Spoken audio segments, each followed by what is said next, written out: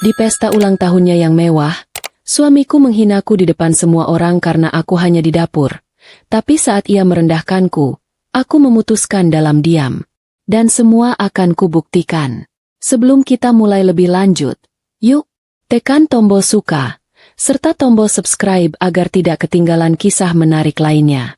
Dan jangan lupa absen asal kota Bapak Ibu di kolom komentar.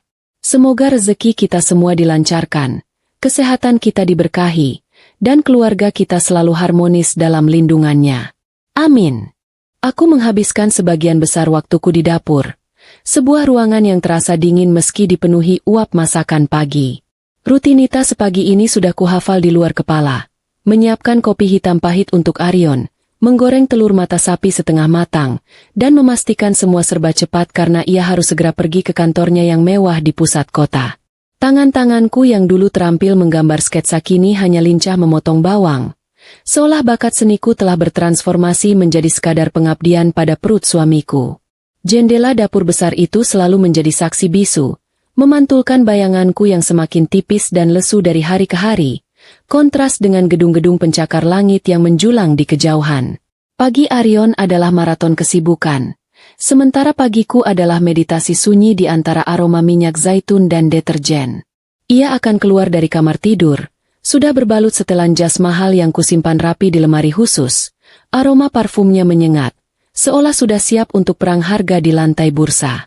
Ia bahkan tidak pernah menyentuh kenop pintu lemari itu sendiri. Karena ia tahu selalu ada aku yang memastikan semua siap sedia. Dari kaos kaki yang senada hingga jam tangan yang terpasang sempurna. Kami tinggal di rumah ini, di lingkungan perumahan elit yang ia beli dari hasil kerja kerasnya. Namun rasanya kami hidup di dua planet yang berbeda, terpisah oleh sekat kaca tebal yang hanya bisa kulihat dari balik dapurku. Seringkali, di tengah kesibukannya mengecek ponsel, ia hanya melirik sekilas piring yang kusiapkan. Telur lagi, Kirana? Tanyanya suatu pagi dengan nada yang bukan pertanyaan, melainkan pernyataan kekecewaan. Nadanya datar, tapi cukup menusuk. Seolah aku gagal menciptakan keajaiban kuliner dari bahan-bahan yang kusiapkan. Aku hanya bisa menarik napas, menjelaskan bahwa uang belanja bulan ini harus kualokasikan untuk kebutuhan anak-anak yang lebih mendesak. Ia tidak mendengar. Ia sudah kembali tenggelam dalam layar ponselnya yang memancarkan cahaya biru dingin. Perdebatan kami selalu berupa monologku yang tak pernah bersambut. Sebuah kebiasaan yang kini kujalani tanpa emosi. Aku masih ingat masa-masa awal pernikahan kami. Saat ia akan memujiku setinggi langit hanya karena secangkir teh buatan tangan. Dulu, ia selalu berkata bahwa tidak ada makanan seenak masakan rumah, terutama yang kubuat. Sekarang, pujian itu telah diganti dengan daftar restoran mewah tempat kliennya makan siang. Dapur kami, yang dulu adalah ruang kreativitas dan cinta, kini hanyalah stasiun pengisian bahan bakar cepat sebelum ia meluncur ke dunianya yang gemerlap. Sungguh menggelikan, bagaimana sebuah ruangan bisa berubah fungsi secepat itu, dari tempat cinta bersemi menjadi tempat kerja paksa tanpa gaji. Paling menyakitkan adalah caranya mengabaikan usahaku untuk menjaga penampilan di hadapannya. Beberapa minggu lalu, aku sempat memotong rambutku sedikit lebih pendek dan memakai lipstik warna merah yang baru kubeli dengan uang simpanan. Aku berharap ada sedikit percikan di matanya, sedikit kalimat pujian. Namun, Aryon hanya berkomentar, "Tumben dandan, mau pergi kemana? Atau ada arisan?" Komentarnya membuatku langsung menghapus lipstik itu di kamar mandi, merasa bodoh karena berharap terlalu banyak. Sejak saat itu, aku kembali pada daster favoritku dan rambut yang kuikat asal-asalan. Karena ia tak melihat, ia hanya menilai. Seiring naiknya karir Aryon, ia semakin memuja segala sesuatu yang berbau profesional dan modern. Ia sering berbicara tentang rekan-rekan bisnisnya yang wanita, yang selalu tampil stylish, berpendidikan tinggi, dan selalu siap membahas investasi miliaran. Perbandingan itu tidak pernah ia lontarkan secara langsung, tetapi tersirat dalam setiap tatapan matanya saat ia melihatku sedang berinteraksi dengan anak-anak atau sekadar melipat pakaian. Aku tahu, di matanya, aku hanya seorang ibu rumah tangga biasa. Sebuah gelar yang ia hargai hanya sebagai fungsi, bukan sebagai status. Di suatu sore, ku beranikan diri mencoba memasak hidangan penutup yang kuambil resepnya dari buku masakan lama, Creme brulee dengan taburan buah-buahan langka. Kuletakkan dengan hati-hati di meja makan, lengkap dengan lilin kecil yang menyala, berharap menciptakan sedikit suasana romantis. Ketika Arion pulang, ia melihat hidangan itu, menghela napas panjang, dan hanya berkata, "Aku sudah makan malam dengan klien, Kirana. Lagi pula, aku sedang diet. Simpan saja untuk besok." Kemudian ia naik ke atas, meninggalkanku sendirian dengan creme brulee yang perlahan mencair, lilin yang padam, dan hatiku yang terasa beku. Aku tertawa kecil, tawa ironis yang tertahan, memikirkan betapa konyolnya aku mencoba merayu suamiku dengan gula dan krim. Mungkin aku harus merayunya dengan saham dan obligasi. Itu mungkin akan lebih efektif. Humor itu adalah satu-satunya caraku untuk tidak menangis. Aku masih ingat percakapan kami saat ia membelikanku sebuah blender baru yang canggih untuk ulang tahunku. "Ini untukmu, sayang," katanya saat itu. "Supaya kamu bisa lebih cepat menyiapkan jus sehat. Waktu itu berharga, Kirana. Apalagi waktu kerjaku." Aku tersenyum masam, menerima alat dapur mahal itu. Padahal yang kuinginkan hanyalah sedikit waktu berharga bersamanya. Rasanya, hadiah-hadiah yang kuterima kini hanyalah alat untuk meningkatkan efisiensi kerjaku sebagai pengurus rumah tangganya. Aku adalah manajer operasional rumah ini, dan Arion adalah pemegang saham tunggal yang hanya peduli pada hasil akhir. Setiap malam, Arion akan menghabiskan waktu berjam-jam di ruang kerjanya, yang kini menjadi benteng pribadinya. Ia akan mengunci diri, berbicara di telepon dengan suara pelan, sesekali tertawa renyah yang tidak pernah kudengar lagi saat ia bersamaku. Aku tahu, ia sedang berada di puncaknya, menikmati kejayaannya. Sementara aku, di kamar tidur besar yang terasa kosong, hanya bisa memeluk bantal sambil mencium sisa aroma parfumnya, merenungi mengapa kesuksesan finansialnya justru menjadi jarak paling tebal di antara kami. Kesuksesan itu telah memberinya dunia, tetapi merenggut rumah tangganya. Aku pernah mencoba mengajaknya untuk sekadar berjalan-jalan di taman belakang rumah, hanya berdua, tanpa ponsel atau urusan pekerjaan. Ia menolak dengan alasan klise. "Terlalu banyak pekerjaan, Kirana. Kamu tidak mengerti betapa besarnya tanggung jawabku. Dunia bisnis ini kejam." Jawaban itu selalu membuatku bungkam. Tentu saja, aku tidak mengerti. Bagaimana mungkin aku mengerti dunia bisnisnya, jika ia sendiri tidak pernah mengizinkanku masuk ke dunianya, bahkan hanya sebagai pendengar? Ia seolah sengaja menempatkanku di kotak, tidak penting, untuk membenarkan pengabaiannya. Rutinitas mengantarku pada titik jenuh. Aku mulai merasa seperti bayangan di rumahku sendiri. Aku ada, aku bergerak, aku memasak, aku membersihkan, tetapi aku tidak terasa hidup. Anak-anak masih menjadi satu-satunya sumber cahayaku, yang mengingatkanku bahwa aku masih memiliki peran yang tak tergantikan.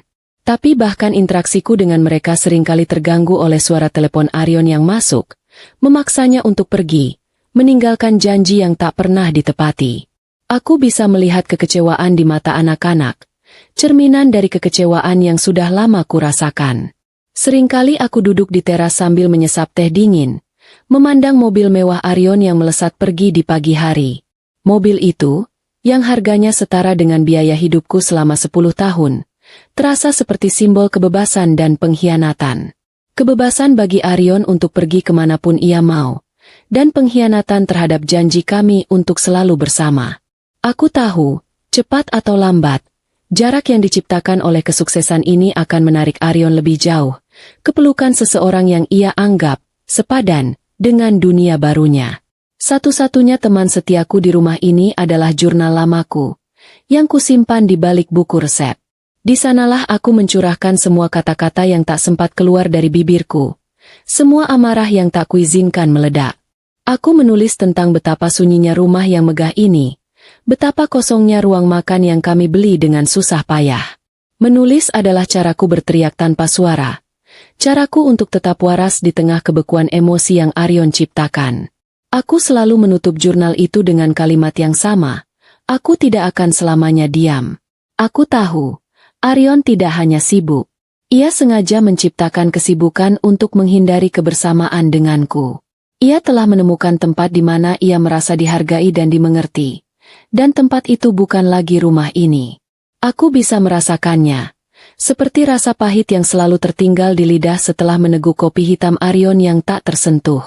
Aku hanya bisa menunggu. Menunggu sampai kepura-puraan ini berakhir. Menunggu sampai bom waktu yang telah ia tanam sendiri meledak di depan mataku. Pada akhirnya, aku sadar. Aku tidak akan pernah bisa bersaing dengan ambisi Arion yang tak terbatas.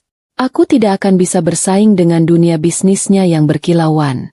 Pilihan yang kumiliki hanyalah dua, terus-menerus meratap, atau dalam keheningan yang ia anggap pasrah, aku akan membangun diriku sendiri, sepotong demi sepotong.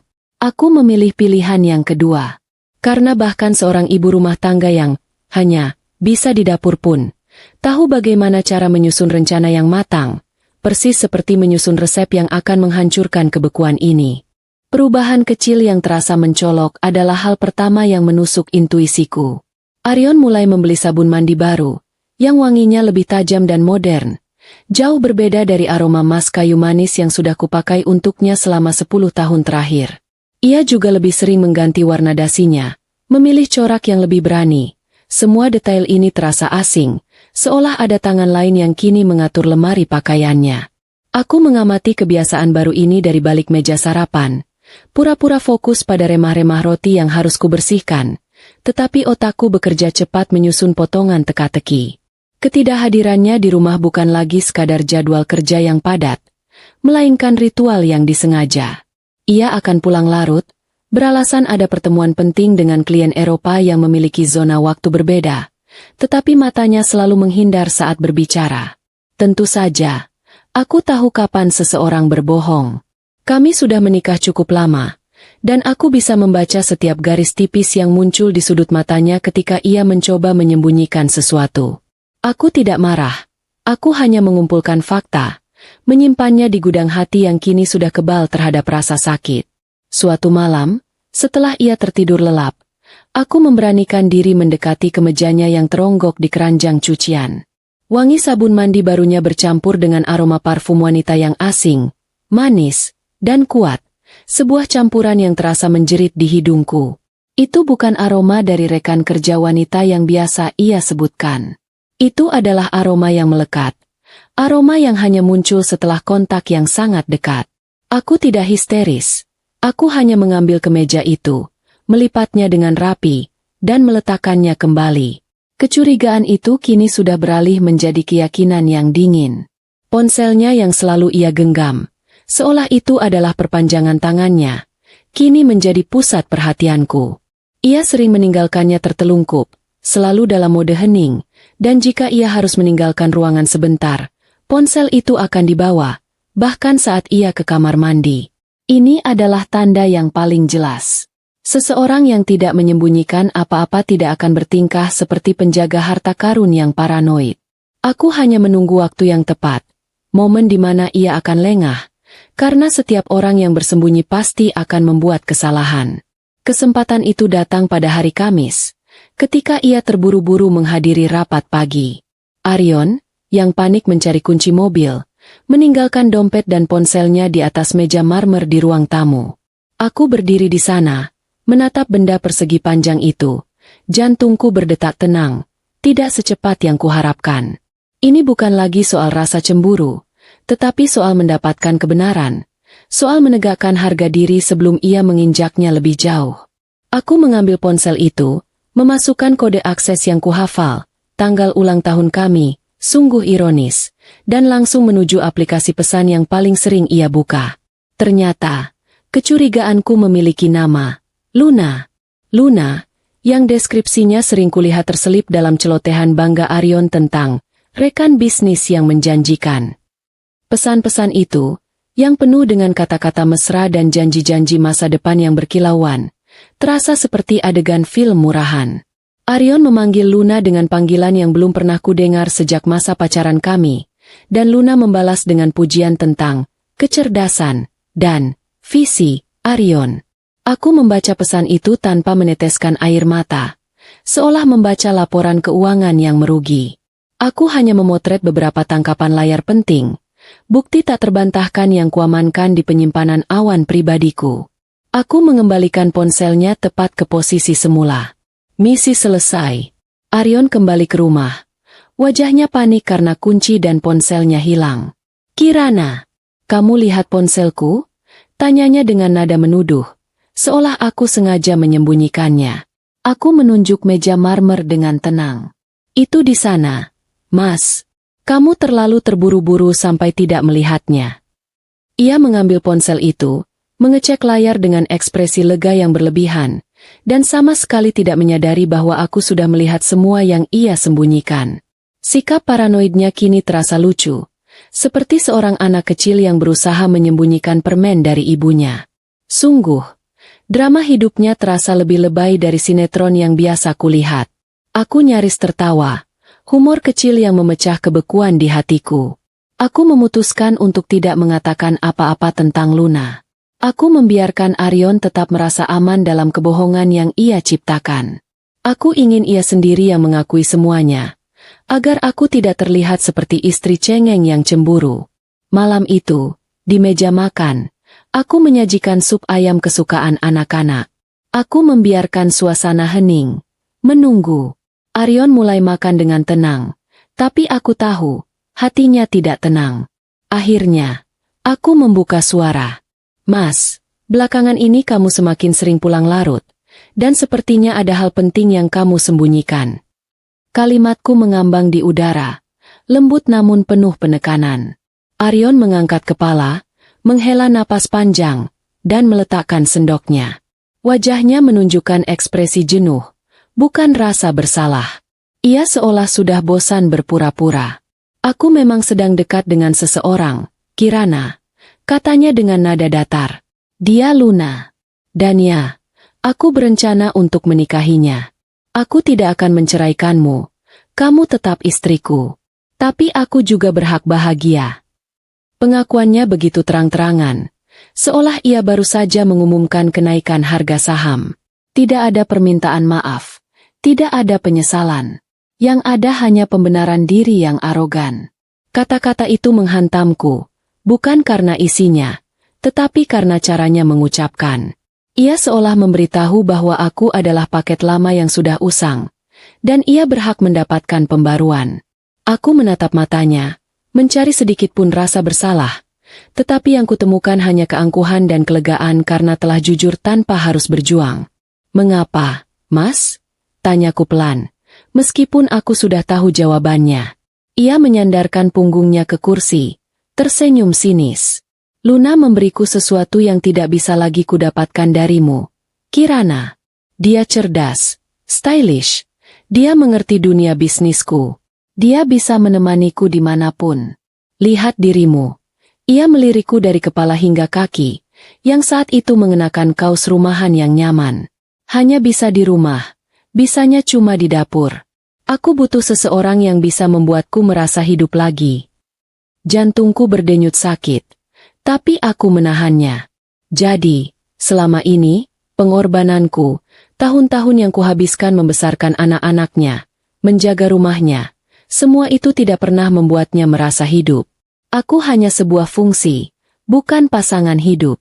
Aku tersenyum tipis, senyum yang terasa pahit di bibirku. "Baiklah, Mas. Aku mengerti. Terima kasih sudah jujur." Jawaban ini jelas mengejutkan Arion. Ia pasti mengharapkan tangisan, teriakan, atau setidaknya drama murahan, tetapi ia hanya mendapatkan ketenangan yang menakutkan. Arion terlihat sedikit bingung dengan reaksiku. Ia mencoba membenarkan diri lagi. "Kamu harus dewasa, Kirana. Poligami itu bukan dosa, dan aku akan tetap menafkahimu. Aku hanya menjalankan hakku." Aku hanya mengangguk, membiarkan keangkuhannya memenuhi ruangan. Bagiku, ini bukan lagi soal hak atau dosa. Ini adalah soal harga diri yang diinjak-injak dengan sengaja. Setelah Arion kembali ke ruang kerjanya, aku duduk sendirian di meja makan. Malam itu, aku tidak menangis. Aku hanya merasakan energi yang kuat mengalir dalam diriku. Energi yang lahir dari penghinaan. Aku mengambil jurnal lamaku dan menulis. Aku tidak lagi menulis tentang rasa sakit, melainkan tentang daftar rencana. Poin pertama adalah mendapatkan kembali kendali atas diriku, dan poin kedua adalah membuat Arion menyesal telah menganggapku hanya sebatas peralatan dapur. Aku memanggil Zara, sahabatku yang kini menjadi konsultan branding sukses. Suaraku tenang saat aku menceritakan semua yang terjadi, termasuk tentang Luna dan rencana Arion. Zara, yang selama ini selalu mendukungku, terdiam sebentar, lalu menjawab dengan suara yang penuh semangat. Bagus, Kirana. Sekarang, tunjukkan pada suamimu bahwa dapur itu bukan batasmu, tapi panggungmu. Dan aku akan membantumu mendesain panggung itu. Kata-kata Zara mengobarkan api di dadaku. Aku tahu, babak baru dalam hidupku sudah dimulai. Arion mungkin mengira aku akan jatuh, meratap, atau pasrah. Ia salah. Ia baru saja melepaskan aku dari sangkar emas yang ia kira telah mengunciku. Aku memandang ponsel yang tadi ia tinggalkan, dan aku sadar, kebenaran itu memang menyakitkan, tetapi juga memberikan kebebasan yang tak ternilai. Aku akan menyusun rencana, langkah demi langkah, dan Arion tidak akan pernah menyadarinya sampai semua sudah terlambat. Dan pesta ulang tahunnya yang akan datang, yang ia banggakan, akan menjadi tempat yang sempurna untuk permulaan pertunjukanku. Aku mempersiapkan diriku untuk pesta ulang tahun Arion dengan hati yang tenang, seolah aku sedang bersiap untuk kencan biasa, bukan untuk menghadapi kehinaan. Gaun malam yang kupilih adalah yang paling sederhana di lemari, berwarna biru tua tanpa banyak ornamen, yang Arion belikan 2 tahun lalu dan tak pernah kupakai. Aku menata rambutku sendiri, memilih riasan yang natural, sengaja tidak berlebihan, karena aku tahu malam ini fokusnya bukan pada kecantikanku, melainkan pada kemarahan Arion yang akan segera meledak. Aku melihat pantulanku di cermin. Aku melihat seorang wanita yang menatap dirinya dengan mata dingin, siap menerima pukulan terakhir yang akan membebaskannya. Pesta itu diadakan di sebuah rooftop lounge mewah, di puncak gedung tertinggi yang menjadi simbol kesuksesan Arion. Angin malam berembus kencang di sana, membawa serta aroma parfum mahal dan obrolan tentang saham dan properti. Dunia Arion terasa begitu luas dan berkilauan dari ketinggian itu, membuatku yang hanya seorang ibu rumah tangga merasa kecil dan terasing. Aku menggenggam erat tangan anak-anakku. Mereka adalah jangkar satu-satunya di tengah keramaian asing ini. Arion menyambut kami dengan senyum lebar yang terasa palsu. Senyum yang sengaja ia pasang untuk para tamu. Ia tampak gagah dengan setelan tuxedo yang sangat pas di tubuhnya. Di sampingnya, sudah berdiri Luna. Luna, dengan gaun merah menyala, tampak mempesona, memancarkan aura percaya diri seorang wanita karir yang tahu persis apa yang ia inginkan. Matanya bertemu denganku, dan ada sedikit kilatan kemenangan di sana, seolah ia sudah mengantisipasi drama apa yang akan terjadi malam ini. Aku hanya membalasnya dengan senyum tipis, senyum seorang istri sah yang tidak merasa terancam, dan hal itu sepertinya justru membuat Luna sedikit terkejut. Ruangan itu dipenuhi wajah-wajah yang kukenal secara samar, para kolega yang bersikap ramah superficial. Mereka mendekat, memuji anak-anak, dan kemudian segera mengalihkan pembicaraan pada bisnis Arion. Sebagian besar wanita di sana adalah istri-istri pengusaha, yang penampilannya sama-sama sempurna, tetapi matanya memancarkan kebosanan yang sama seperti yang kurasakan. Kami semua, dalam satu atau lain cara, adalah perhiasan di tangan suami kami. Aku mencibir dalam hati. Sungguh lucu melihat bagaimana mereka semua terlihat seperti boneka pajangan mahal yang takut bergerak. Aku memilih untuk duduk di sudut, mengamati drama sosial ini dari jauh. Tepat pukul 9 malam, lampu meredup. Arion naik ke panggung kecil diiringi sorakan dan tepuk tangan. Ia memegang mikrofon. Wajahnya bersinar oleh lampu sorot. Tampak mabuk oleh pujian dan alkohol. Setelah pidato panjang tentang visi bisnisnya, ia mulai mengucapkan terima kasih. Ia berterima kasih kepada investor, kepada staf, dan tentu saja, kepada Luna, yang disebutnya sebagai inspirasi terbarunya. Lalu tibalah giliranku. Ia menoleh ke arahku, seolah baru menyadari kehadiranku. Dan tentu saja, katanya, suaranya lantang dan sedikit serak karena alkohol. Terima kasih kepada Kirana, istriku yang setia, yang menjaga rumah kami dengan baik. Dia memastikan semuanya berjalan lancar di rumah, sehingga aku bisa fokus di luar. Sampai di sini, semua masih terkendali. Para tamu tersenyum sopan. Namun, Aryon tidak berhenti di situ. Ia menarik napas panjang, menatapku lurus, dan dengan senyum sinis yang ia pasang di depan banyak orang, ia melontarkan kata-kata yang telah lama ia simpan. "Lihatlah dirimu, Kirana." Suaranya menusuk, membuat beberapa tamu terdiam. Hanya bisa di rumah, bisanya cuma di dapur. Tak secantik dan sepintar istri mudaku ini. Ia kemudian menepuk bahu Luna dengan bangga. Penghinaan itu terasa dingin, brutal, dan tak termaafkan. Dilemparkan kepadaku di depan seluruh relasi bisnis dan sosialita kota. Seluruh ruangan mendadak hening. Keheningan yang mematikan. Hanya diselingi bunyi musik latar yang kini terasa sumbang. Aku merasakan semua mata tertuju padaku, bukan mata simpati, melainkan mata yang penuh rasa penasaran, menunggu reaksi dramatis. Luna di samping Aryon tampak terkejut. Mungkin ia tidak menduga Aryon akan seberani ini. Anak-anakku, yang duduk di dekatku, menatapku dengan mata berkaca-kaca. Wajah mereka bingung dan terluka. Tubuhku tidak bergetar. Air mataku tidak jatuh. Aku hanya berdiri tegak di sudut ruangan, membiarkan kalimat pedas Aryon meresap sepenuhnya ke dalam diriku. Penghinaan publik itu adalah pisau tajam, tetapi anehnya, pisau itu tidak menghancurkan, melainkan memotong benang terakhir yang mengikatku pada janji-janji pernikahan. Rasa sakit itu begitu besar hingga terasa dingin dan mati rasa. Aku melihat Aryon, dan untuk pertama kalinya, aku melihatnya bukan sebagai suami yang kukenal, melainkan sebagai pria asing yang mabuk kekuasaan. Aku menatapnya lurus. Lalu, aku melakukan hal yang paling tidak ia harapkan. Aku tersenyum. Senyum tipis yang mengandung 1000 makna. Sebuah senyum perpisahan yang tenang. Senyum itu seolah berkata, "Terima kasih, Mas. Kamu baru saja membebaskanku." Aku menoleh ke arah anak-anak, mengusap lembut pipi mereka, dan berbisik, "Kita pulang, Nak." Aku berjalan melewati kerumunan tamu yang masih terkejut. Langkahku pelan, tidak terburu-buru, tidak menunjukkan sedikit pun tanda kekalahan. Saat melewati Aryon dan Luna, aku berhenti sebentar, menatap Aryon tepat di mata. "Selamat ulang tahun, Mas," kataku dengan suara yang tenang, memancarkan wibawa yang tak terduga. "Aku doakan kamu bahagia dengan pilihanmu. Karena kamu tidak akan pernah mendapatkan kebahagiaan sejati dariku lagi." Aku tidak menunggu jawabannya. Aku hanya membalikkan badan dan berjalan keluar, meninggalkan pesta gemerlap itu. Di luar, di lobi gedung pencakar langit yang sunyi, aku membiarkan anak-anakku menangis sebentar di pelukanku. Kemudian, aku memanggil Zara. "Aku sudah siap, Zar," kataku.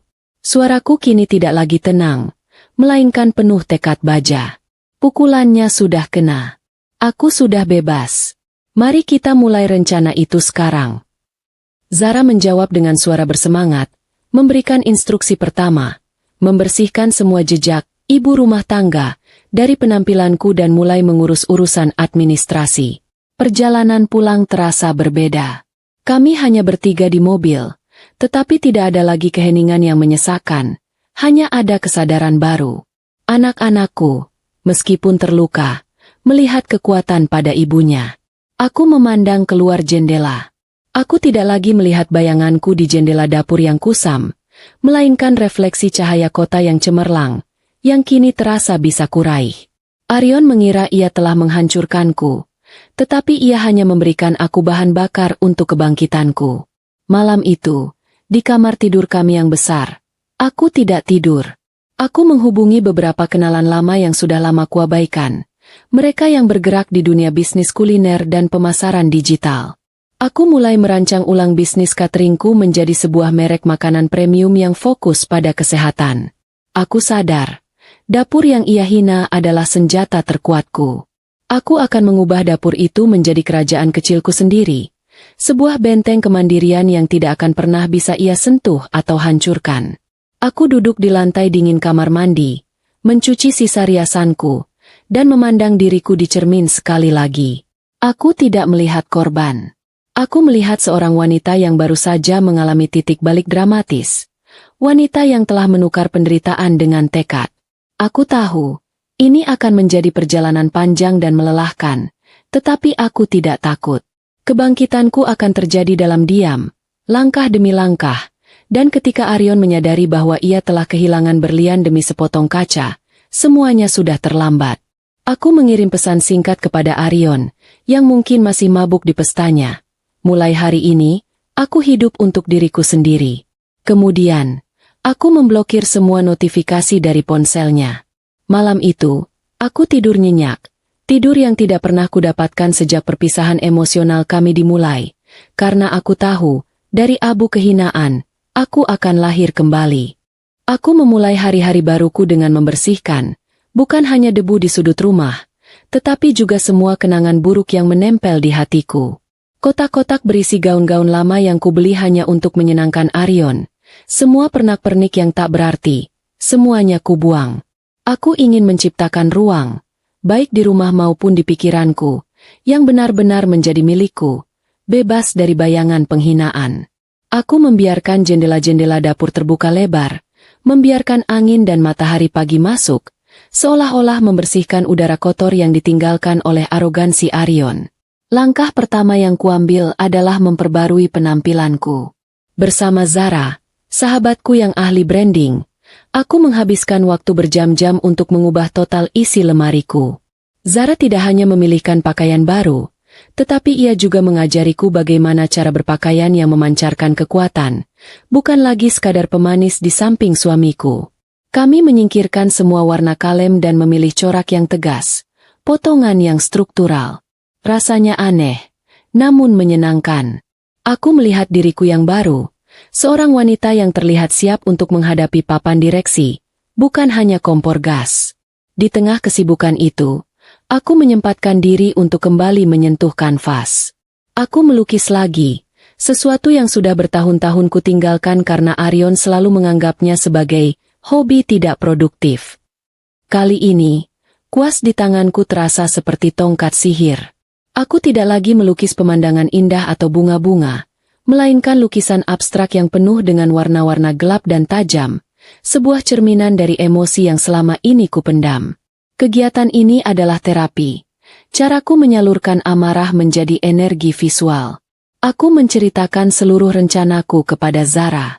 Aku ingin mengubah bisnis catering rumahan menjadi merek makanan premium, yang menggabungkan keahlianku di dapur dengan kepekaanku pada estetika.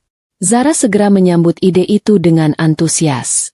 Ia melihat potensi besar pada konsepku, makanan sehat yang dikemas seperti karya seni, sebuah kemewahan yang bisa dikirim langsung ke meja kerja para eksekutif sibuk seperti Arion.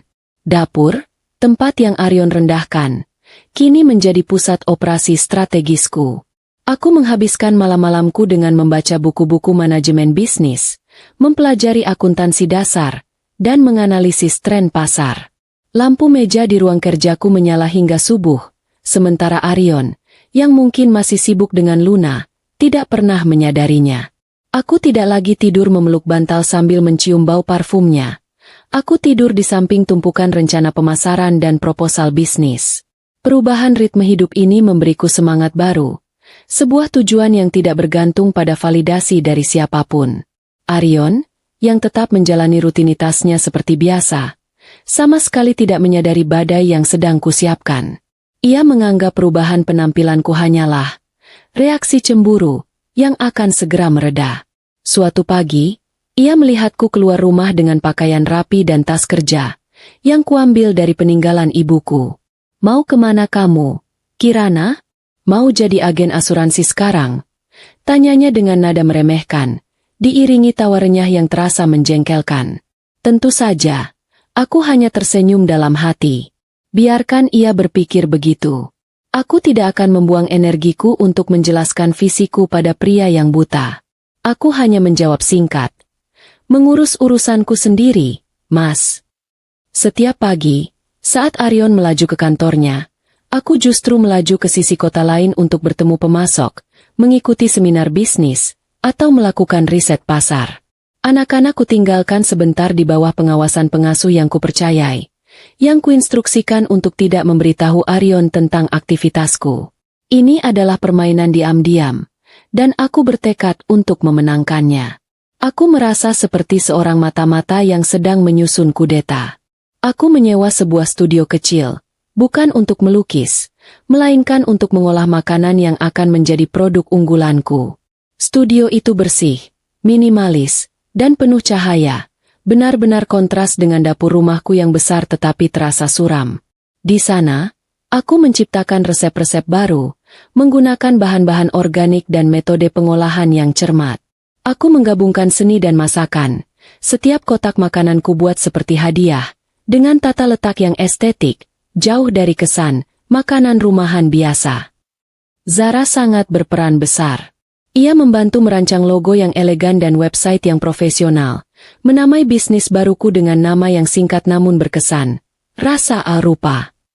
Ia juga memperkenalkan aku pada jaringan pertemanan dan kolega bisnisnya yang luas, yang kebetulan adalah pasar yang sempurna untuk produkku. Aku mulai menerima pesanan dalam jumlah kecil, yang kuantar sendiri ke kantor-kantor mewah di pusat kota. Suatu sore, aku hampir berpapasan dengan Aryon di lobi sebuah gedung perkantoran. Aku sedang menunggu pesanan cateringku diambil, sementara ia sedang berbicara serius di telepon. Aku melihatnya. Ia tidak melihatku. Ia terlihat lelah, rahangnya tegang, dan jasnya tampak sedikit kusut. Sungguh aneh melihatnya dari jarak yang begitu dekat, tetapi terasa begitu jauh. Ia terlihat seperti seorang pria yang sedang menanggung beban berat. Berbeda sekali dengan citra pria sukses yang selalu ia pamerkan. Aku segera bersembunyi di balik pilar besar, menghindari kontak mata. Aku belum siap untuk konfrontasi. Setidaknya belum sampai aku benar-benar siap. Ketika Aryon pulang malam, ia sering mendapati rumah dalam keadaan sunyi. Ia tidak lagi melihatku menunggu dengan wajah muram di ruang tamu. Aku sudah ada di kamar, membaca atau merencanakan jadwal, atau kadang sudah tidur. Kami hanya bertukar kata-kata seperlunya, tentang anak-anak atau tagihan. Kamu sekarang lebih sering keluar rumah, komentarnya suatu malam, dengan nada yang terselip rasa ingin tahu, tapi ia segera menimpali. Baguslah, supaya kamu tidak terlalu fokus padaku dan Luna. Aku nyaris tertawa keras. Tentu saja, aku tidak fokus padanya lagi. Aku fokus pada diriku sendiri. Aku mulai mendapatkan klien penting. Salah satunya adalah perusahaan investasi yang sangat dihormati di kota itu. Aku tahu, aku berada di jalur yang benar. Aku tidak ingin membalas dendam dengan menghancurkannya. Aku ingin membalas dendam dengan kesuksesanku sendiri, sebuah kesuksesan yang akan membuatnya sadar bahwa ia telah membuang mutiara yang berharga. Aku tidak perlu berteriak atau menangis. Aku hanya perlu berdiri di atas kakiku sendiri. Aku menggunakan uang hasil kerja kerasku untuk membeli satu set perabotan kantor yang minimalis untuk studio kecilku. Aku memandang mesin kasir kecil yang kini selalu berbunyi saat ada pesanan masuk. Suara itu jauh lebih manis di telingaku daripada janji-janji kosong Aryon. Ketergantungan finansialku padanya perlahan terputus, dan itu memberiku kebebasan emosional yang tak terlukiskan. Aku tidak lagi takut pada ancamannya atau kekayaan Luna. Setelah 3 minggu masa transformasi, aku benar-benar menjadi orang yang berbeda. Aku tidak lagi mencari pengakuan dari Aryon. Aku tidak lagi mengira-ngira kemana ia pergi atau apa yang ia lakukan. Semua energiku tercurah pada Rasa Arupa dan anak-anakku. Senyumku kini tulus, bukan lagi paksaan. Kebahagiaanku tidak lagi bersumber dari pujiannya, tetapi dari rasa puas atas pekerjaanku. Aku tahu, fase kebangkitan diam-diam ini akan segera berakhir. Aku harus bersiap untuk fase berikutnya, konfrontasi. Aku sudah mengumpulkan semua informasi yang kubutuhkan tentang Aryon, tentang pergerakan bisnisnya, dan bahkan tentang aset-aset yang ia coba sembunyikan. Aku bukan lagi wanita polos yang hanya bisa di dapur. Aku adalah seorang manajer operasional yang kini telah menjadi seorang CEO yang kejam, siap menggunakan data dan strategi untuk menegakkan keadilan. Malam itu, saat Aryon sedang tidur pulas, aku membuka laci meja kerjanya. Aku mengambil buku tabungan lamanya, mengambil foto salinan beberapa dokumen penting yang ia simpan rapi. Aku melakukannya dengan tenang, tanpa rasa bersalah, karena aku tahu aku melakukannya demi masa depan anak-anakku dan harga diriku sendiri. Aku menutup laci itu dengan perlahan, meninggalkan Arion tidur dalam mimpi manisnya tentang kesuksesan, tanpa menyadari bahwa wanita yang ia hina sudah bersiap untuk mengambil alih panggung. Pasca kejadian di pesta ulang tahun, pusat kendali rumah ini perlahan berpindah, meskipun Arion belum menyadarinya. Aku tidak lagi menunggu di ruang tamu atau menghitung jam pulangnya. Aku fokus pada pesanan dan pengembangan merek, rasa arupa. Kebiasaanku yang baru adalah pulang larut dari studio setelah memastikan semua pesanan hari itu siap dikirim. Dan saat itu, Arion mungkin sudah tidur atau masih sibuk dengan panggilan teleponnya yang rahasia. Perubahan ini menciptakan ruang hampa di rumah yang justru terasa damai bagiku, tetapi mencekik bagi ego Arion. Arion mulai menunjukkan tanda-tanda kegelisahan yang lucu, yang hanya bisa kulihat dari sudut mata. Ia akan berjalan bolak-balik di dapur yang kini selalu bersih, seolah ia mencari-cari kekacauan atau piring kotor yang bisa ia jadikan alasan untuk mengeluh. Ia pasti berharap aku akan berteriak, menanyakan kemana ia pergi, atau setidaknya menunjukkan air mata. Tapi ia hanya menemukan kesunyian dan aroma sabun cuci piring yang segar. Reaksiku yang datar dan netral adalah racun paling mematikan bagi narsismenya. Suatu malam, ia mencoba memancing reaksiku dengan mengumumkan rencananya untuk berlibur ke luar negeri bersama Luna, dengan dalih perjalanan bisnis. Aku akan pergi ke Eropa minggu depan, Kirana. Mungkin agak lama, katanya sambil merapikan dasinya di depan cermin, menunggu aku bereaksi. Aku hanya meliriknya sebentar, sibuk mengecek daftar menu mingguan anak-anak. Oh, baiklah, Mas. Jangan lupa bawa pakaian tebalmu. Di sana sedang dingin. Jawabku tenang. Aku bahkan menawarkan untuk menelepon asistennya untuk memastikan semua logistiknya teratur. Wajah Arion langsung berubah. Dari yang tadinya penuh harapan akan sebuah konflik, menjadi kosong karena tidak mendapatkan umpan balik emosional yang ia cari. Ketidakpedulianku terasa seperti dinding tebal yang tak bisa ia tembus. Arion terbiasa menjadi pusat gravitasi di rumah ini. Semua emosi dan energi harus berputar mengelilingi dirinya. Kini, aku telah memutus tali gravitasi itu. Aku hidup di orbitku sendiri, yang lebih stabil dan cerah. Kegelisahannya semakin jelas terlihat ketika ia mencoba meremehkan usahaku. Ia melihat kotak-kotak cateringku yang sedang disusun rapi di ruang makan sebelum diangkut kurir. Masih sibuk dengan mainan dapurmu, Kirana? Hati-hati, jangan sampai modalnya habis untuk membeli bungkus yang cantik saja. Sindirnya, mencoba melukai kebanggaanku. Tidak perlu khawatir, Mas. Balasku dengan senyum tulus, yang kali ini bukan senyum palsu. Aku menjamin semuanya berjalan dengan perhitungan yang matang. Aku bahkan sudah bisa menabung sedikit. Aku tidak menunjukkan kemarahan, hanya profesionalisme. Jawaban itu lagi-lagi membuat Arion bungkam. Ia terbiasa melihatku defensif atau marah, bukan cerdas secara finansial. Aku tahu, ia pasti merasa jengkel, karena ia tidak bisa lagi mencapku sebagai istri bodoh yang boros dan tidak mengerti uang. Sungguh lucu melihat bagaimana ia mencoba meremehkan sebuah bisnis. Padahal ia sendiri yang selalu membangga-banggakan kewirausahaan. Itu adalah jeda humor kecil yang kuambil untuk mencerna kebodohannya. Kegelisahan Arion juga mulai menjalar ke area profesionalnya. Aku sesekali mendengar Arion berbicara di telepon dengan nada suara yang penuh tekanan. Bukan lagi suara percaya diri seorang CEO. Nada bicaranya menunjukkan bahwa Luna bukan hanya memberinya kesenangan, tetapi juga beban. Luna sering menuntut janji dan kepastian, dan ancaman Luna untuk membuat semua orang tahu, jika Arion tidak segera mengambil tindakan tampaknya mulai menggerogoti ketenangan batinnya. Aku hanya mendengarkan dari balik pintu kamar, tanpa perlu ikut campur. Aku tahu, aku tidak perlu melawan Luna, biar saja Luna yang menghancurkan Arion dari dalam. Aku mulai mendapati Arion sengaja mencari-cari kesempatan untuk berbicara denganku. Ia akan duduk di meja makan saat aku sedang menyiapkan makan malam anak-anak, meskipun ia tahu aku tidak menyiapkan apapun untuknya. Ia hanya akan duduk di sana, meminum air putih, dan sesekali mencoba membahas topik yang tidak relevan. Aku bertemu dengan teman lama kita, Daniel. Dia bertanya tentangmu. Katanya suatu sore. Aku bilang kamu sedang sibuk di rumah. Oh ya? Sahutku santai, sambil mengiris sayuran. Kenapa kamu tidak bilang saja aku sedang sibuk mengurus bisnis baruku? Tanyaku. Kali ini, aku memutuskan untuk sedikit menjentik egonya. Wajah Arion menegang.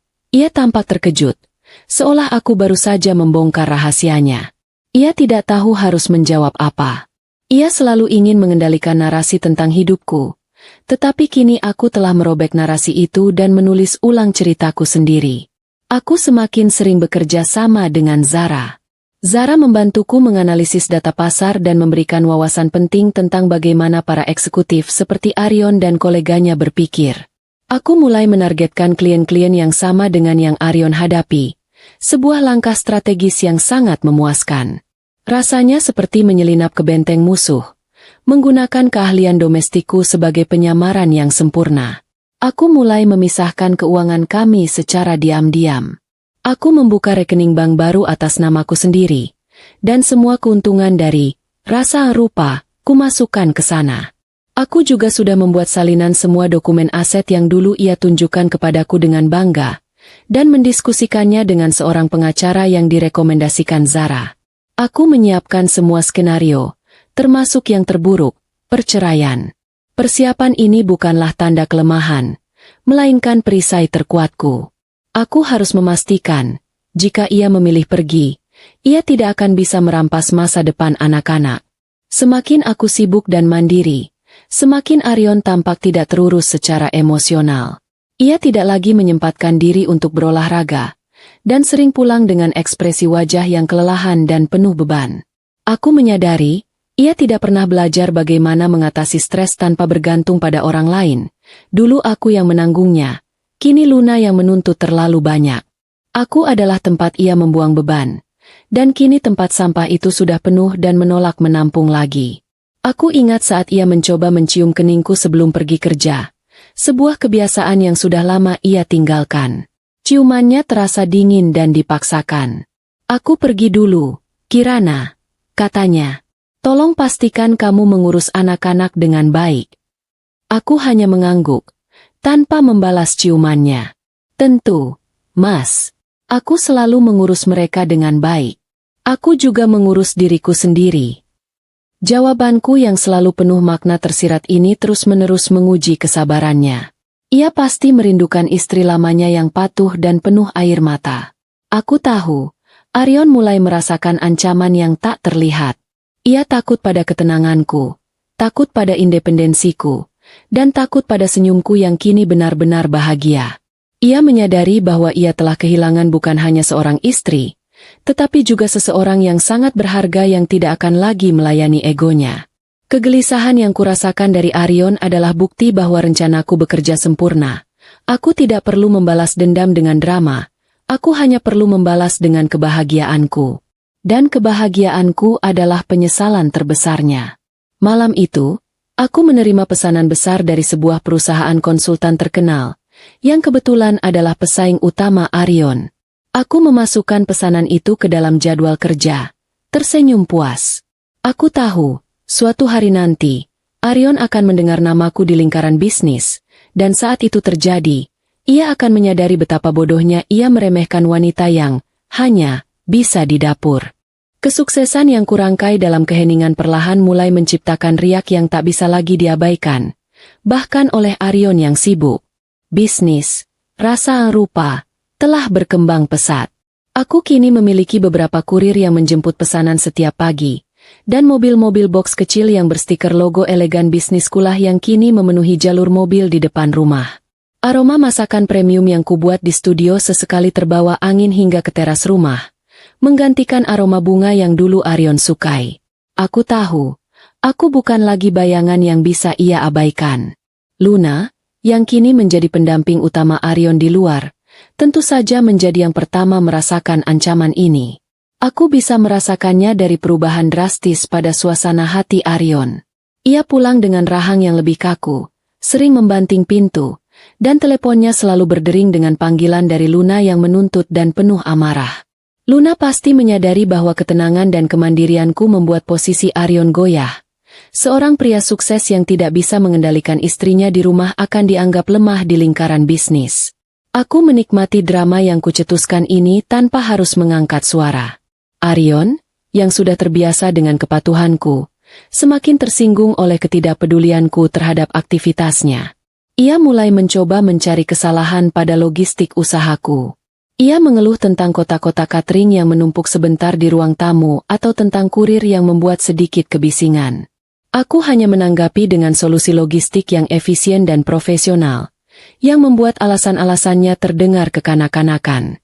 Aku tidak memberinya celah untuk menyerang, dan hal itu membuatnya frustrasi. Momen benturan itu akhirnya terjadi di suatu sore yang cerah. Aku sedang mengadakan pertemuan singkat di teras rumah dengan beberapa ibu-ibu kompleks yang ingin memesan catering besar untuk acara sosial mereka. Para ibu itu adalah jaringan sosial terpenting di lingkungan kami, dan mendapatkan pesanan dari mereka berarti mengamankan reputasi. Kami tertawa ringan, membahas detail menu dan anggaran. Suasananya hangat dan penuh hormat. Aku merasa dihargai, sesuatu yang sudah lama tidak kurasakan di rumah ini. Tiba-tiba, mobil mewah Aryon berhenti mendadak di depan rumah. Ia keluar dengan wajah merah padam, matanya menyala penuh amarah, seolah ia baru saja mengalami hari yang buruk di kantor. Ia tidak menyapa tamu-tamuku, langsung melangkah menuju teras dengan langkah cepat, penuh dominasi. "Kirana, apa-apaan ini? Kenapa rumah kita jadi seperti pasar begini?" Bentaknya dengan suara keras, membuat tawa kami terhenti dan para ibu terdiam kaget. Ia jelas tidak peduli dengan kehadiran orang lain. Aku merasakan darahku mendidih sejenak, tetapi segera kujinakkan emosi itu. Aku menatapnya lurus, tidak gentar. "Mas, aku sedang menerima pesanan. Mereka adalah klien, dan ini adalah bisnisku." Jawabku dengan suara yang rendah dan tenang, sangat kontras dengan letupan amarahnya. "Ini bukan pasar. Ini adalah ruang tunggu profesional untuk bisnis cateringku." Aryon semakin marah karena jawabanku yang tenang itu. "Bisnis apa? Kamu sekarang berani-beraninya berbisnis tanpa izin suamimu. Kamu pikir kamu siapa? Hah? Uang yang kamu pakai untuk mainan ini juga dari uangku." Ia menunjuk tumpukan kotak cateringku dengan jijik. Wajahnya menunjukkan bahwa harga dirinya terluka parah di depan para tetangga yang merupakan istri dari koleganya. Aku tetap duduk tegak, bahkan tidak beranjak. Aku membiarkan para ibu itu menjadi saksi bisu atas keangkuhan suamiku. Aku menarik napas, dan menjawabnya dengan suara yang menusuk namun tanpa histeria. "Aku istrimu, Mas. Istri yang juga punya hak untuk berkarya dan berdiri di atas kaki sendiri. Aku tidak meminta uangmu untuk bisnis ini. Aku menggunakan modal sendiri dan mengembalikannya dengan laba. Dan soal izin, aku tidak butuh izin untuk menjadi seorang wanita yang mandiri dan berharga." Jawaban itu benar-benar menamparnya. Aku melihat Aryon terdiam, matanya bergerak cepat, mencari-cari cara untuk membalas, tetapi tidak menemukan argumen yang valid. Egonya yang terluka kini berhadapan dengan fakta. Istrinya tidak hanya mandiri, tetapi ia juga menghancurkan wibawanya di depan orang lain. Sungguh menggelikan melihat pria yang begitu sukses di dunia korporat bisa kehilangan kata-kata hanya karena setumpuk kotak makanan yang rapi. Aku harus menahan senyumku. Itu adalah jeda humor yang menyelamatkanku dari ledakan kemarahan. Para ibu yang menjadi klienku mulai merasa tidak nyaman. Salah satu dari mereka, Bu Rina, istri seorang pengacara terkenal, berdiri dan berkata dengan sopan, "Maaf, Pak Aryon, kami akan kembali lagi nanti. Kirana sangat profesional, dan masakannya sangat enak. Kami sangat beruntung punya Kirana di kompleks ini." Kata-kata Bu Rina adalah bentuk dukungan sosial yang tak ternilai harganya. Mereka tidak hanya membelaku, mereka secara implisit menghukum perilaku Aryon. Aryon hanya bisa terdiam kaku. Wajahnya memerah karena malu. Wibawanya, yang selama ini ia bangun dengan susah payah di kantor, kini hancur di teras rumahnya sendiri hanya karena usahanya yang bodoh untuk meremehkan seorang wanita yang sedang bekerja keras. Setelah para ibu itu pergi, ia menatapku dengan tatapan penuh kebencian dan kekalahan. "Kamu sengaja mempermalukan aku, bisiknya penuh amarah. Aku tidak mempermalukanmu, Mas. Balasku dengan suara paling tenang yang bisa kupancarkan. Kamu sendiri yang mempermalukan dirimu. Aku hanya melakukan pekerjaan yang Mas hina. Sekarang, tolong tinggalkan aku sendiri. Aku harus menyiapkan logistik pesanan untuk besok. Aku tidak memohon, tidak menuntut. Aku hanya memberinya perintah. Dan entah mengapa, ia mematuhinya. Arion berbalik dan berjalan masuk rumah, meninggalkan aku sendirian di teras. Aku merasakan kemenangan kecil, kemenangan yang tidak bersuara. Ini adalah kemenangan pertama yang tidak ada hubungannya dengan uang, melainkan tentang moral dan harga diri. Aku telah menunjukkan kepadanya bahwa aku tidak takut padanya dan bahwa aku akan membela pekerjaanku. Aku tahu, benturan ini adalah awal dari perang yang sebenarnya. Arion tidak akan membiarkanku menang semudah ini. Tetapi aku juga tahu satu hal. Aku tidak akan pernah kembali menjadi Kirana yang pasif dan penurut. Aku telah berdiri tegak di atas kakiku sendiri, dan di bawah tatapan para tetangga. Aku telah menunjukkan bahwa wanita yang hanya bisa di dapur adalah seorang ratu yang berhak atas tahtanya sendiri. Malam itu, aku tidak mendengar lagi Arion membanting pintu atau mengeluh. Hanya keheningan yang tersisa. Aku duduk di studio kecilku, memeriksa pembukuan. Keuntungan bulan ini melebihi ekspektasi. Aku tidak hanya mendapatkan uang, tetapi aku juga mendapatkan kembali diriku. Aku memandang keluar jendela studio, melihat lampu-lampu kota yang berkilauan. Mereka tidak lagi terasa jauh. Keheningan yang mencekam setelah benturan di teras itu terasa jauh lebih berat daripada teriakan amarah. Arion mulai menghabiskan waktunya di rumah, bukan karena ia ingin, tetapi karena ia bingung harus kemana lagi. Di kantor, ia harus berhadapan dengan tuntutan Luna dan tekanan bisnis. Di luar, ia harus berhadapan dengan gunjingan, terutama setelah tindakannya yang memalukan di pesta. Rumah yang dulu ia remehkan kini menjadi satu-satunya tempat ia bisa bersembunyi, tetapi ironisnya, ia adalah orang asing di dalamnya. Aku mengamati pergerakan Arion dengan mata seorang analis. Ia mencoba memperbaiki hubungan dengan anak-anak kami, tetapi usahanya terasa kaku dan dipaksakan. Ia akan membeli hadiah-hadiah mahal yang tidak mereka minta, mencoba mengajak mereka bermain permainan yang tidak mereka sukai, atau menanyakan pekerjaan sekolah yang ia abaikan selama ini. Anak-anak menanggapinya dengan sopan, tetapi ada jarak yang jelas dalam mata mereka. Sebuah jarak yang tercipta sejak mereka menyaksikan ibu mereka dihina di depan umum. Pukulan pertama datang dari anak bungsu kami.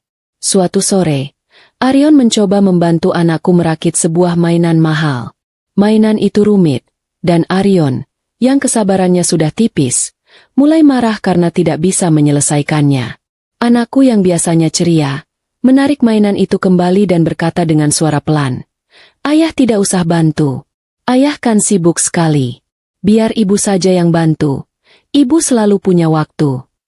Kalimat polos itu terasa seperti jarum yang menusuk ego Arion. Ia terdiam, tangannya yang penuh uang dan kekuasaan tidak berdaya merakit mainan seharga jutaan rupiah. Anak sulung kami, yang mulai beranjak remaja dan memiliki kepekaan emosi yang lebih tajam, adalah yang paling keras menghakimi Arion. Ia tidak banyak bicara, tetapi tindakannya jauh lebih menyakitkan daripada kata-kata. Ia mulai menolak makan malam bersama Arion, dengan alasan harus belajar di kamar. Ia selalu memastikan ia menghabiskan waktu dengan kami, dan hanya berbicara dengan Arion seperlunya. Aku tahu, anakku sedang melindungi dirinya dan aku, membangun tembok terhadap ayah yang telah menyakiti kami. Suatu malam, aku mendengar percakapan si sulung dengan Arion di ruang tengah. Arion mencoba menjelaskan bahwa pekerjaannya sangat penting. Ayah melakukan ini semua demi masa depan kalian. Nak, agar kalian punya kehidupan yang layak, kata Arion, menggunakan argumen lama yang selalu berhasil. Anakku hanya menatapnya, lalu menjawab dengan suara yang dingin. Kami sudah punya kehidupan yang layak. Ayah, kami hanya butuh ayah ada di rumah, bukan menghabiskan waktu dengan orang lain dan membuat ibu sedih. Aku terdiam di balik dinding, air mataku menetes, bukan karena sedih, tetapi karena bangga. Anak-anakku tidak hanya melihat pengorbananku, tetapi mereka juga memiliki keberanian untuk membela kebenaran. Pukulan dari anak-anak ini adalah penderitaan yang tak bisa dibeli oleh uang. Penderitaan yang tidak bisa Luna gantikan dengan kecantikannya. Arion pasti menyadari, ia mungkin membeli rumah ini, tetapi ia gagal membeli hati anak-anaknya. Kegagalan Arion menaklukkan anak-anaknya sejalan dengan meningkatnya tekanan dari Luna. Aku sesekali mendengar Arion berbisik-bisik di telepon. Nada suaranya lelah dan defensif. Luna menuntut apartemen yang lebih besar, perhiasan yang lebih mahal, dan yang paling penting, kepastian kapan ia akan menjadi nyonya Arion yang sesungguhnya. Luna tidak menawarkan kehangatan, ia menawarkan transaksi, kepuasan sesaat dengan harga yang terus meningkat. Aku tersenyum dalam hati, sungguh lucu. Arion yang selalu membanggakan dirinya sebagai negosiator ulung, kini terjebak dalam negosiasi cinta yang membuatnya rugi besar. Itu adalah jeda humor yang membuat situasi terasa lebih ringan. Aku melanjutkan rutinitasku dengan tenang, tidak memberikan celah bagi Arion untuk merasa aku sedang merencanakan sesuatu. Aku menjadi seorang ibu yang lebih baik, seorang pengusaha yang lebih fokus, dan seorang wanita yang lebih bahagia. Kontras antara aku yang kini bersinar dan Arion yang tampak meredup di bawah tekanan, sangat mencolok. Arion mencoba sekali lagi untuk membeli kebahagiaan anak-anak. Ia membawa pulang sebuah konsol permainan terbaru yang sedang tren. Ia meletakkannya di ruang tengah dengan bangga, berharap anak-anak akan mengerumuninya. Anak-anak melihat konsol itu, tersenyum sopan, lalu kembali ke aktivitas mereka. Si bungsu membaca buku yang kubelikan, dan si sulung membantuku menyiapkan bahan untuk catering keesokan harinya.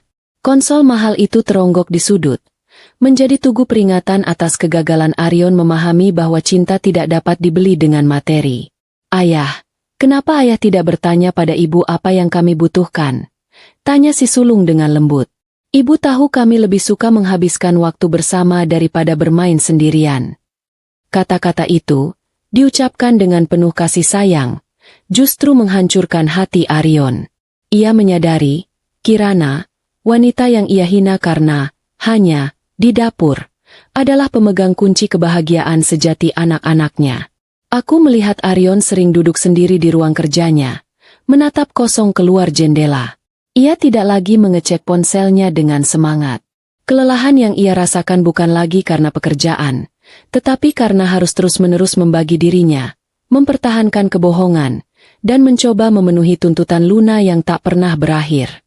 Ia akhirnya merasakan apa artinya beban, sebuah beban yang tidak ia rasakan ketika aku, sebagai istrinya, menanggung semua tanggung jawab rumah tangga tanpa keluhan. Aku tahu, kehancuran emosional Arion sudah dekat. Ia mulai meragukan keputusannya, bukan karena ia mencintaiku lagi, tetapi karena ia takut kehilangan apa yang paling berharga dan tak tergantikan, keluarga dan kehormatan di mata anak-anaknya. Luna hanya bisa memberinya kepuasan sesaat, tetapi aku memberinya fondasi dan legitimasi. Dan kini, fondasi itu goyah karena keserakahannya. Aku mengambil jurnal lamaku dan menulis.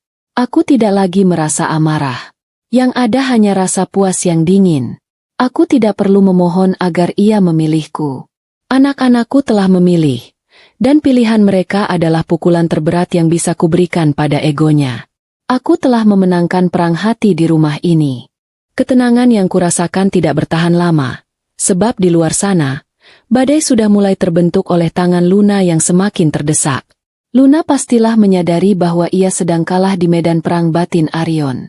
Pria itu semakin menjauh, tidak lagi memberikan perhatian atau kepastian yang ia janjikan. Aku menduga, bagi Luna, satu-satunya cara untuk memenangkan Arion adalah dengan menghancurkan Kirana, bukan dengan cinta, melainkan dengan kekacauan. Arion tampak seperti mayat hidup di rumah. Ia menghabiskan malam dengan membalas pesan dan telepon yang penuh tekanan. Aku bisa merasakan aura panik yang menguar darinya. Ia mencoba menyembunyikan wajahnya dari anak-anak, bahkan seringkali makan di ruang kerjanya sendiri. Luna pasti telah meningkatkan tekanannya, tidak hanya menuntut uang dan janji, tetapi juga mengancam hal yang paling Arion takuti, reputasinya. Aku tahu, Luna mengancam akan membocorkan beberapa rahasia profesional Arion, Sebuah manuver yang bisa merusak kepercayaan investor dan mengancam posisi puncaknya di perusahaan. Bagi Arion, kehormatan dan uang jauh lebih berharga daripada janji pernikahan. Dan kini, kedua hal itu terancam oleh wanita yang ia pilih sebagai pelarian. Aku hanya mengamati, membiarkan benang-benang itu kusut dengan sendirinya. Momen puncak manuver Luna terjadi pada suatu siang. Aku sedang berada di studio bersama Zara, menyelesaikan desain kemasan baru kami yang sangat elegan, ketika ponselku berbunyi. Itu adalah nomor asing. Aku membuka pesan itu, dan isinya adalah serangkaian foto Arion dan Luna sedang berpelukan mesra di sebuah restoran mewah, diikuti dengan pesan singkat. Lihatlah siapa suamimu yang sebenarnya. Kami sudah lama bersama, dan aku akan segera menggantikan posisimu. Bersiaplah. Aku menatap foto-foto itu tanpa emosi. Itu adalah fakta yang sudah ku ketahui sejak lama, tetapi melihat bukti visualnya yang dikirim oleh Luna terasa seperti gimmick murahan. Aku nyaris tertawa. Sungguh dramatis sekali cara Luna beraksi, seperti tokoh antagonis yang tak punya ide lain selain mengirimkan ancaman yang klise. Humor kecil itu mengembalikan fokusku. Aku membalas pesan itu dengan satu emotikon jari tengah, dan kemudian memblokir nomornya. Aku tidak perlu membuang energiku untuk drama picisan Luna. Aku menunjukkan ponselku pada Zara. Zara terkejut dan marah, tetapi aku tetap tenang. Ini bukan lagi ancaman, Zar. Ini adalah kepanikan. Luna tahu ia akan kalah, dan ia mencoba membuatku histeris agar Arion merasa bersalah. Jelasku. Tapi aku sudah berjanji. Aku tidak akan memberinya kepuasan itu. Kami segera menghubungi pengacaraku, memastikan bahwa semua dokumen dan bukti-bukti keuangan sudah siap untuk diserahkan. Luna baru saja memberiku amunisi terakhir yang kubutuhkan. Arion pulang larut malam itu. Wajahnya pucat pasi, matanya memancarkan rasa bersalah yang luar biasa. Ia pasti sudah tahu bahwa Luna telah menghubungiku. Ia menatapku dengan ekspresi takut dan menyesal. Kirana, aku bisa jelaskan. Itu hanya foto lama. Luna sedang stres. Ia mencoba berdalih, tetapi aku menghentikannya dengan mengangkat tanganku. Aku tidak butuh penjelasanmu, Mas. Kataku dengan suara yang rendah dan stabil. Aku sudah melihat semuanya. Aku tidak marah. Aku hanya ingin tahu satu hal. Apa kamu akan memilih Luna, yang mengancam kehormatanmu dan anak-anak, atau kamu akan memilih kami? Aku membiarkan kalimat itu tergantung di udara. Aku tahu, aku telah menembaknya tepat di titik terlemahnya, kehormatannya sebagai kepala keluarga dan pengusaha. Arion menunduk, tidak sanggup menatap mataku. Aku bingung. Kirana, Luna menuntut banyak hal. Aku tidak bisa melepaskannya begitu saja. Dia bisa merusak semuanya. Pengakuannya terasa lemah. Ia tidak takut kehilangan aku. Ia takut kehilangan kekuasaan yang ia bangun dengan susah payah. Aku tersenyum masam. Ia memang pria yang lemah, yang lebih takut pada ancaman daripada pada rasa sakit yang ia sebabkan. Aku tahu, ini adalah saatnya memainkan kartu terakhir. Aku tidak boleh membiarkan Arion berpikir bahwa aku adalah korban yang akan menunggu. Aku harus menunjukkan bahwa aku adalah seorang pemain yang siap meninggalkan meja kapan saja. Aku segera menghubungi pengacaraku, menginstruksikan untuk menyelesaikan penyusunan surat gugatan cerai dan dokumen pembagian aset. Aku memastikan bahwa hak asuh anak-anak akan berada di tanganku sepenuhnya. Aku kembali ke rumah setelah bertemu pengacaraku dan menemukan Arion masih duduk di ruang tamu, mabuk dalam kebingungan. Aku meletakkan tas kerja kulitku di meja, dan mengeluarkan sebuah map tipis berwarna abu-abu. Map itu berisi draft dokumen yang siap ditandatangani. Aku memandangnya. Mas, aku sudah membuat keputusan. Aku tidak bisa terus hidup dalam ketidakpastian dan ancaman. Aku akan memberimu waktu sampai akhir minggu ini untuk memutuskan. Arion memandang map itu dengan ngeri. Apa itu? Kirana, kamu tidak bisa melakukan ini. Aku tidak akan menceraikanmu. Kamu akan merusak reputasiku. Teriaknya, akhirnya menunjukkan emosi yang nyata. Aku punya klien penting. Perceraian bisa menghancurkan citraku. Aku hanya menggeleng. Aku tidak peduli dengan citramu lagi, Mas. Aku hanya peduli dengan masa depan anak-anak.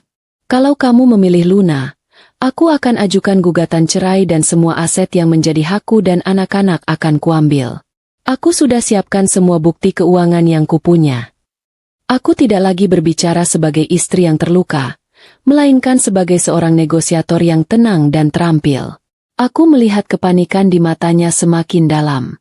Ia sadar, Kirana yang hanya bisa di dapur kini memegang kendali penuh atas hidupnya dan kekayaannya. Luna mengancam reputasinya. Aku mengancam fondasi hidupnya. Di antara dua ancaman itu, Arion benar-benar terpojok. Malam itu, aku tidur di kamar tamu. Aku membiarkan Arion sendirian di kamar utama yang besar itu, sendirian dengan ketakutannya. Aku tahu, ia tidak akan tidur nyenyak. Ia akan menghabiskan malam itu dalam pertempuran batin antara keserakahan dan penyesalan. Aku, sebaliknya, tidur dengan hati yang damai, karena aku tahu, aku telah melakukan segalanya untuk diriku dan anak-anakku. Aku tidak lagi menunggu belas kasihannya. Aku menuntut keadilan. Hari-hari terakhir menuju batas waktu yang kuberikan terasa lambat dan menyiksa, terutama bagi Arion. Aku melihatnya semakin terperangkap dalam jaring laba-laba yang ia tenun sendiri. Ia jarang keluar rumah, tetapi ia tidak juga mendekatiku. Ia menghabiskan waktu berjam-jam di ruang kerjanya, mencoba mencari celah hukum, menghubungi teman-teman pengacaranya, mencari jalan keluar yang bisa menyelamatkannya tanpa harus kehilangan aku atau Luna, tanpa harus kehilangan uang atau citra. Aku tetap menjaga jarak, tidur di kamar tamu, sementara Arion di kamar utama yang kosong. Aku menjaga jadwal makan dan aktivitas anak-anak tetap normal, menciptakan gelembung kedamaian yang Arion tidak bisa masuki. Ketenanganku adalah penguji terberatnya. Ia pasti berharap aku akan menyerah dan mencabut ultimatum itu. Tapi aku tetap diam, membiarkan map abu-abu berisi dokumen gugatan itu menjadi suara terkeras di rumah ini. Telepon genggam Arion tidak pernah berhenti berdering. Dan aku tahu itu Luna. Tuntutan Luna kini berubah menjadi histeria. Ia tidak lagi mesra. Ia penuh amarah dan ancaman. Ia pasti menyadari bahwa posisinya sedang terancam. Dan ia mulai mendesak Arion untuk segera menceraikanku. Tuntutan Luna untuk segera menjadi istri sahnya hanya menambah lapisan tekanan pada Arion. Membuat wanita yang dulu ia anggap sebagai pelarian, kini menjadi beban yang menenggelamkannya. Arion mencoba sekali lagi untuk merayu anak-anak. Ia membawa pulang makanan kesukaan mereka, mencoba bercerita lucu, dan bahkan mencoba membantu mengerjakan tugas sekolah mereka yang rumit. Anak-anak menanggapinya dengan hati-hati. Mereka bersikap sopan, tetapi kasih sayang mereka tetap terkunci, hanya ditujukan kepadaku. Mereka telah mengambil keputusan, dan mereka tidak akan membiarkan hadiah mahal mengubah pikiran mereka. Kegagalan Arion mendapatkan kembali hati anak-anak adalah siksaan terberat yang kulihat. Pada Sabtu sore, Arion datang ke kamar tamu, mencoba bicara denganku. Wajahnya kelelahan, matanya merah. Kirana, bisakah kita menunda ini? Aku butuh waktu untuk berpikir. Ini keputusan besar. Kamu tidak bisa mendesakku seperti ini. Pintanya dengan nada memelas yang baru pertama kali kudengar. Aku sudah mencoba mencari solusi, mungkin kita bisa bicara tiga-tiganya, menemukan titik temu. Aku mendongak dari buku yang sedang kubaca, menatapnya dengan tenang. Mas, batas waktunya adalah besok malam. Aku tidak akan menunda ini. Aku sudah menunggumu membuat keputusan selama berbulan-bulan. 3 minggu ini sudah cukup bagimu untuk memikirkan yang paling berharga. Dan aku tidak akan pernah duduk satu meja dengan wanita yang terang-terangan menghina dan mengancam kehormatan keluargaku. Aku membiarkan ketegasan itu menguar. Aku melihat ia mencoba menggunakan trik bisnis andalannya, negosiasi dan penundaan. Kirana, dalam bisnis, kita tidak pernah membuat keputusan di bawah tekanan. Kita harus mencari win-win solution, katanya, mencoba menggunakan istilah yang dulu ia anggap keren. Aku nyaris tertawa. Sungguh konyol melihat ia mencoba menganalisis krisis rumah tangga kami seolah kami sedang bernegosiasi kontrak. Aku segera memotongnya. Ini bukan bisnis, Mas. Ini adalah hidup dan harga diri. Dan dalam hidup, terkadang kita harus memilih. Pilihanmu hanya dua, bukan win-win. Ia kembali terdiam, menyadari bahwa ia tidak bisa memanipulasiku lagi. Malam itu, Minggu malam, langit di luar gelap, mencerminkan ketegangan di dalam rumah. Anak-anak sudah tidur. Aku duduk di ruang tamu yang temaram, di depan meja kopi. Di atas meja itu, map abu-abu itu tergeletak, seolah menunggu keputusan. Pukul 10 malam, Arion turun dari kamar utama, mengenakan kaos rumahan yang biasa ia pakai di masa awal pernikahan kami. Wajahnya menunjukkan ia telah melalui pertempuran hebat. Ia duduk di sofa seberangku, menatap map itu dengan ketakutan. Aku sudah memikirkannya, Kirana. Katanya, suaranya parau. Luna, dia sangat menuntut. Dia mengancam akan menghubungi dewan direksi jika aku tidak segera menceraikanmu. Aku tidak mau reputasiku hancur. Ia masih saja berbicara tentang reputasi. Aku hanya mendengarkan, membiarkannya menumpahkan semua bebannya, semua ketakutannya. Aku tidak menyela. Aku tidak menghakimi. Aku tahu, ia butuh mengatakan semua itu sebelum ia bisa mengakui kebenaran yang sebenarnya. Setelah ia selesai, aku menghela napas panjang, menatapnya dengan penuh arti. Keputusan ada di tanganmu, Mas. Map ini sudah siap. Jika kamu memilih Luna dan citra bisnismu, besok pagi pengacaraku akan mengajukan gugatan. Kamu akan kehilangan rumah, sebagian besar aset, dan yang paling penting, kamu akan kehilangan rasa hormat anak-anak. Jika kamu memilih kami, Luna harus pergi malam ini juga, dan kita akan mulai memperbaiki apa yang kamu hancurkan. Saat itu, pintu kamar anak sulung kami, yang memang kamar mereka berdekatan dengan ruang tamu, terbuka sedikit. Anakku berdiri di ambang pintu, matanya yang sembab menatap kami, wajahnya penuh kekecewaan. Ia pasti mendengar semuanya. Ayah, panggilnya dengan suara bergetar, suara seorang anak yang hancur. Ayah dan ibu mau pisah. Kehadiran anak kami adalah pukulan terakhir. Pukulan yang tidak bisa ditahan oleh kekuasaan dan kekayaan Arion. Arion tersentak, menoleh ke arah anak kami. Rasa malu dan bersalah langsung menghantam wajahnya. Ia mencoba bangkit, tetapi kakinya terasa lemas. Anak kami melangkah masuk, tidak mendekati Arion, melainkan berdiri di sampingku, meraih tanganku. Ayah, kata si sulung lagi, suaranya lebih tegas. Kalau ayah lebih memilih perempuan itu daripada kami, berarti ayah tidak sayang lagi sama kami. Kata-kata sederhana itu merobek semua alasan dan pembelaan diri Arion. Ia menatap anak kami, lalu menatap map di meja, dan akhirnya menatapku. Ia melihat wanita yang kuat di samping anak-anaknya, dan ia melihat kehancuran di tangannya sendiri. Ia menyadari, Luna tidak bisa menggantikan kami, dan uang tidak bisa membeli kembali rasa hormat yang telah hilang. Arion jatuh berlutut di sofa. Air matanya menetes untuk pertama kalinya. Ia benar-benar hancur. Aku minta maaf. Aku salah. Nak, aku salah. Kirana. Aku hanya diam, membiarkan penyesalannya mengalir. Aku tahu, malam ini adalah malam penentuan. Aku telah memenangkan permainan ini, bukan dengan amarah, tetapi dengan harga diri dan kebenaran. Isak tangis Arion di hadapan anak-anaknya malam itu adalah suara yang lebih keras daripada semua bentakannya selama ini. Air mata penyesalannya membasahi lantai ruang tamu, menandai titik balik yang sudah lama kunantikan. Aku tidak memeluknya. Aku tidak mencoba menghiburnya. Aku hanya membiarkannya merasakan kehancuran yang ia sebabkan sendiri. Anak sulung kami, yang awalnya berdiri tegak di sampingku, akhirnya mendekati ayahnya, memeluknya dengan canggung. Pemandangan itu menusuk hatiku, bukan karena rasa sakit, tetapi karena menyadarkanku betapa besar cinta yang masih tersisa di antara mereka. Aku membiarkan Arion menangis sebentar. Setelah ia sedikit tenang, aku memberikan instruksi pertama. Telepon Luna sekarang, Mas. Katakan bahwa semuanya berakhir. Lakukan di sini, di depanku.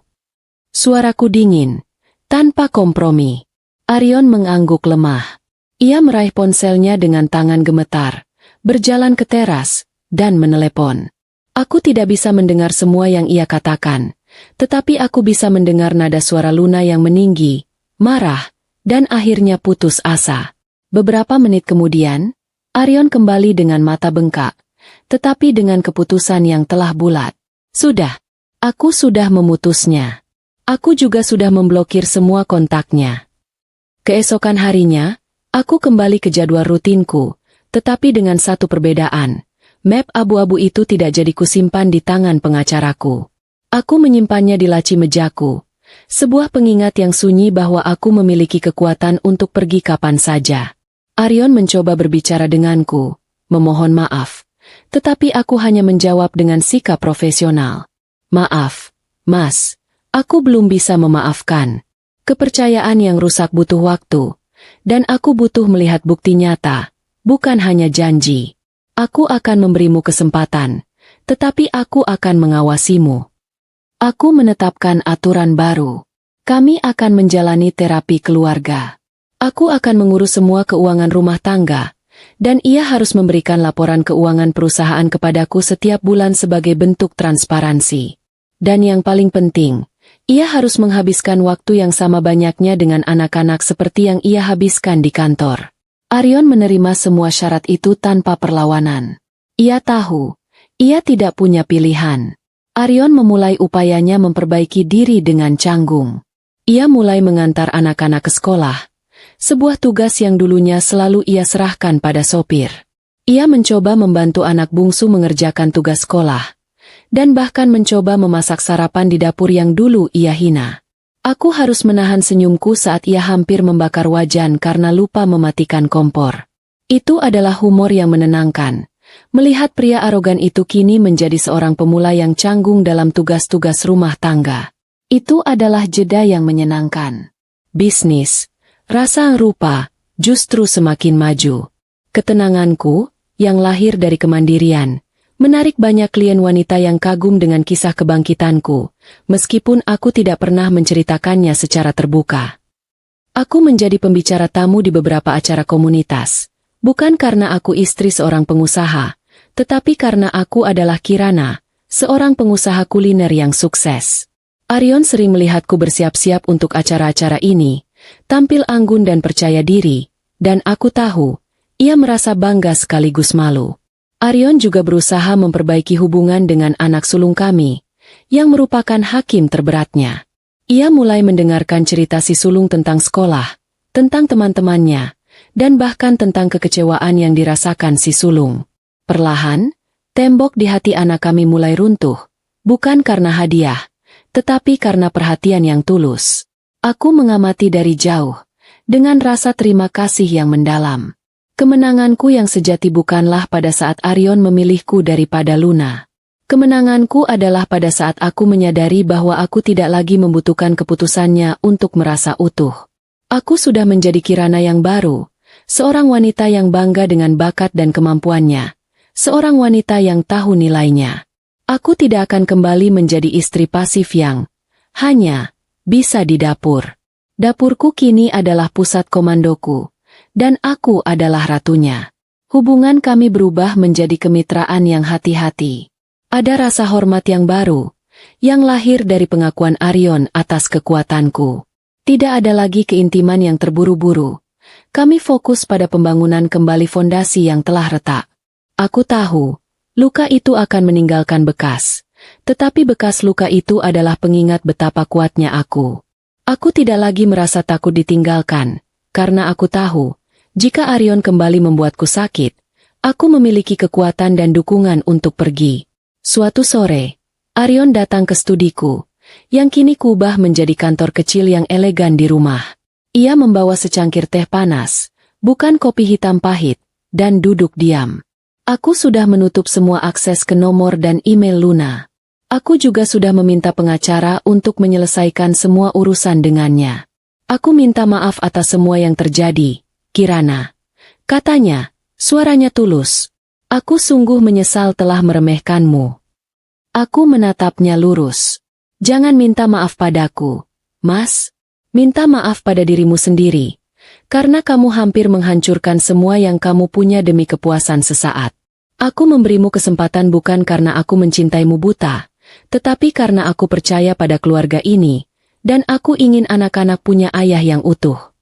Aku tidak memaafkannya sepenuhnya. Aku hanya memberinya kesempatan untuk menebus kesalahan. Aku tahu, perjalananku masih panjang. Proses penyembuhan tidak instan. Tetapi aku telah melewati badai terburuk. Aku telah mengubah penghinaan menjadi kekuatan, dan rasa sakit menjadi motivasi. Aku telah membuktikan bahwa seorang wanita yang hanya bisa di dapur adalah seorang arsitek yang bisa membangun kembali hidupnya dari reruntuhan. Aku melihat diriku di cermin. Aku tersenyum, bukan senyum palsu di pesta, tetapi senyum yang muncul dari kepuasan terdalam. Aku bukan lagi bayangan Arion. Aku adalah cahayaku sendiri. Kemenangan sejatiku bukanlah karena aku berhasil mempertahankan suamiku, tetapi karena aku berhasil menyelamatkan diriku. Dan itulah akhir bahagia yang pantas kudapatkan.